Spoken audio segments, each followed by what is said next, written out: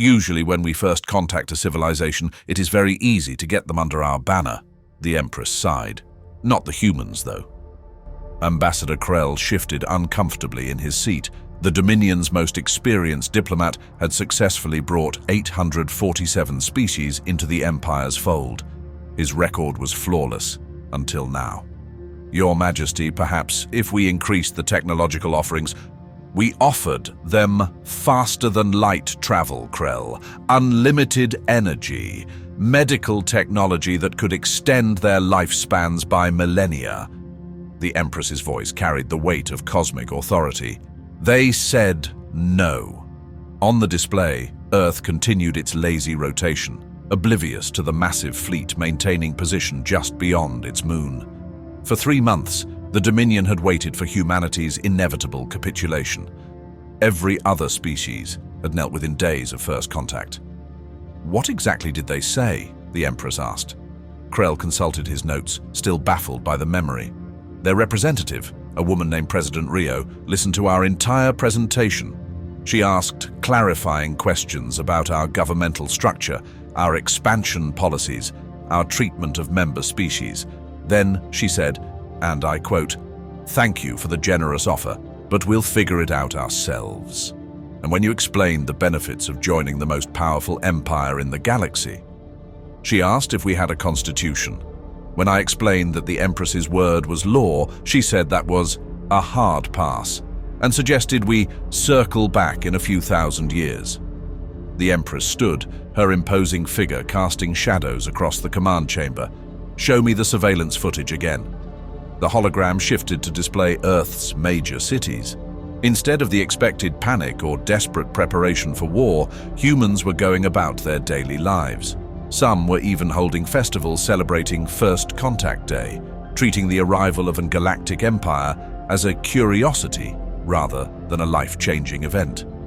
"They're not even afraid," the Empress murmured. "That's not the strangest part," Krell admitted. 3 days after we made contact, they sent us a diplomatic package. A surrender offer? A fruit basket, with a note saying welcome to the neighborhood and inviting us to a barbecue next weekend. The Empress stared at him. "A barbecue?" "Yes, Your Majesty. They also included something called beer and a list of their favorite music for us to enjoy during our visit." General Vextar, the Dominion's military commander, stepped forward. "Your Majesty, perhaps a show of force would convince them. One orbital bombardment of an uninhabited area should demonstrate our seriousness." "We tried that," Krell said quietly. "They thanked us for the impressive fireworks display and asked if we could do it again next week because the kids enjoyed it." The command chamber fell silent except for the hum of the ship's systems. The Empress had conquered thousands of worlds, absorbed hundreds of civilizations, and expanded the Dominion across 3 galactic arms. She had never encountered anything like humanity. "What about their military response?" General Vextar asked. "They mobilized their armed forces," Krell reported, "to distribute more fruit baskets and set up welcome centers at major cities. They've also started broadcasting what they call beginner's guides to human culture in our language." The Empress accessed her personal files, reviewing the psychological profiles of every species the Dominion had encountered. Fear, greed, desperation, ambition. These were the tools of conquest, but humans seemed immune to all of them. "Your Majesty," the communications officer interrupted, "we're receiving another transmission from Earth." "Put it through!" President Rio appeared on the screen, her middle-aged face warm with genuine friendliness. "Hello again, Empress Zarathul. I hope you're settling in well out there. I wanted to follow up on our conversation about joining your empire." "You've reconsidered?" the Empress asked hopefully. "Oh, absolutely not. But we did want to make a counteroffer." Rio smiled. "How would you like to join the United Nations?" The bridge crew exchanged bewildered glances. A primitive planet was attempting to recruit a galactic empire. "We know you're probably used to the whole kneel before us approach," Rio continued, "but we've found that democracy and cooperation work pretty well. We've got coffee, pizza, and the internet. Plus, we're working on some really interesting space exploration projects you might find fascinating." You want us to become part of Earth's government? The Empress asked slowly.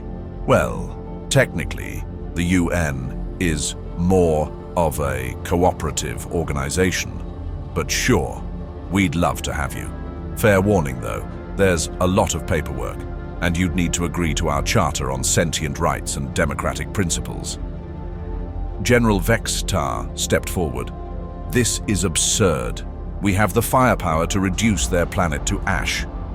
Rio somehow heard him. Oh, hi there. You must be the military guy. Yeah, we figured you could probably blow us up. Most of our alien contact scenarios assumed that was a possibility. She shrugged. But you haven't, which suggests you're either really nice or you need something from us. Either way, want to talk about it over dinner.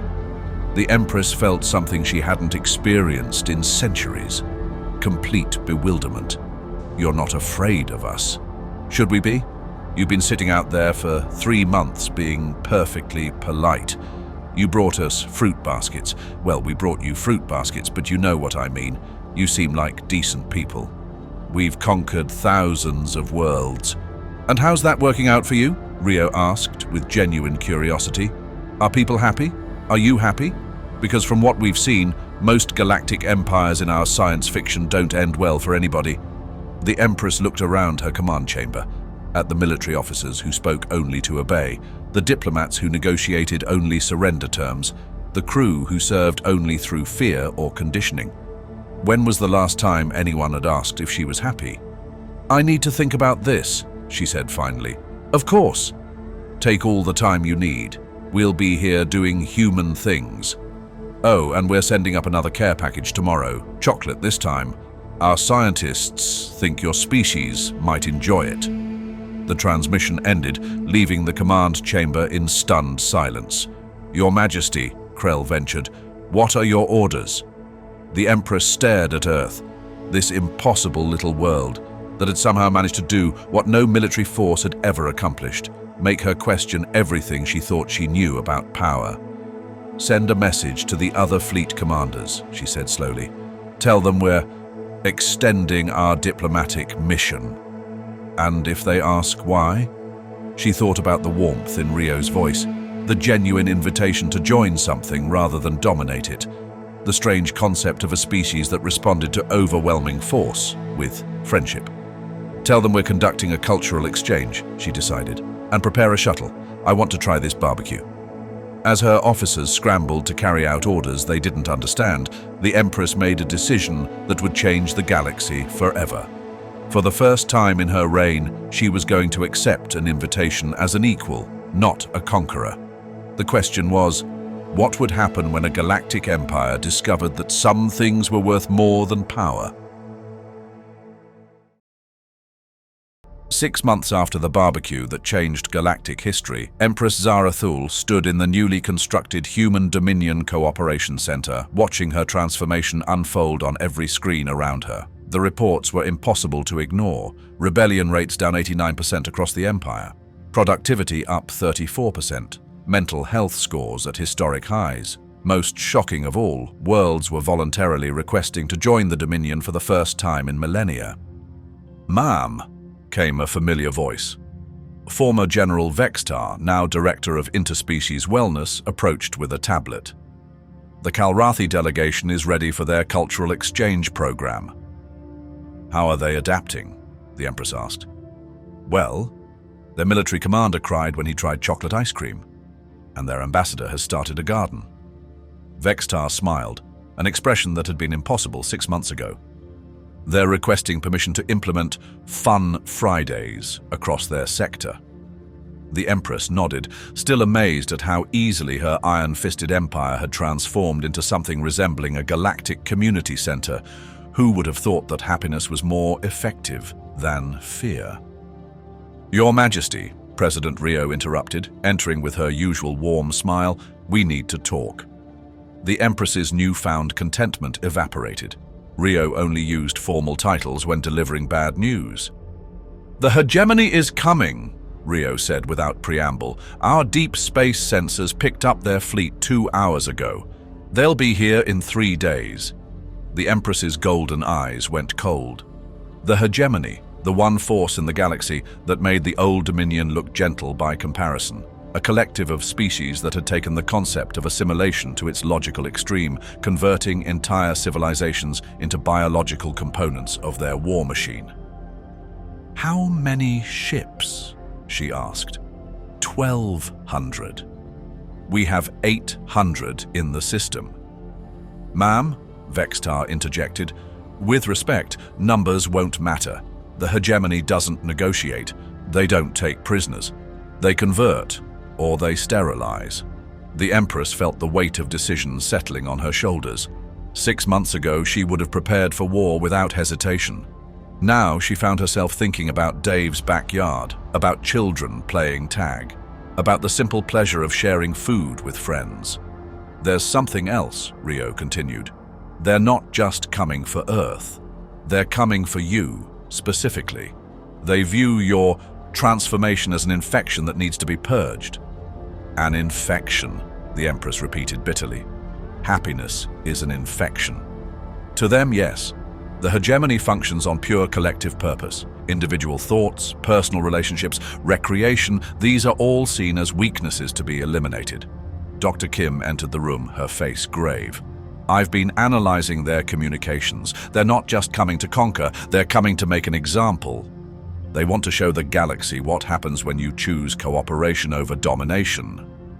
The Empress walked to the massive window overlooking Earth. Below, she could see humans and aliens working together in the gardens, sharing meals, teaching their children to play together. The sight that had once seemed impossible now felt fragile, precious. "What do you recommend?" she asked. "We fight," Rio said simply, "but not the way you used to fight." "Meaning?" "We show them what we've learned. We don't try to defeat them. We try to heal them." "They're a war machine, Rio. You can't heal a war machine." "Maybe not. But we can show them there's another way." The next 3 days passed in a blur of preparation, unlike anything the galaxy had ever seen. Instead of building weapons, the combined human-Dominion fleet began broadcasting on every frequency, not threats or demands, but stories, personal accounts from former Dominion subjects about their lives before and after the transformation, testimonials from military commanders about the joy of building instead of destroying. Ambassador Krell, now Earth's first alien cultural ambassador, worked with human psychologists to develop what they called empathy bombs, communication packages designed to trigger individual thought in collective minds. "The theory is simple, Doctor," Kim explained as they loaded the devices onto shuttles. "The hegemony maintains unity by suppressing individual identity. But identity is like water. It finds a way through even the smallest cracks. When the hegemony fleet arrived, they found something they had never encountered, a welcoming committee. The massive alien fleet, all sharp angles and weapon arrays, came to a halt as they were greeted not by battle formations, but by a peaceful arrangement of ships broadcasting a single message: "Welcome, we'd like to talk."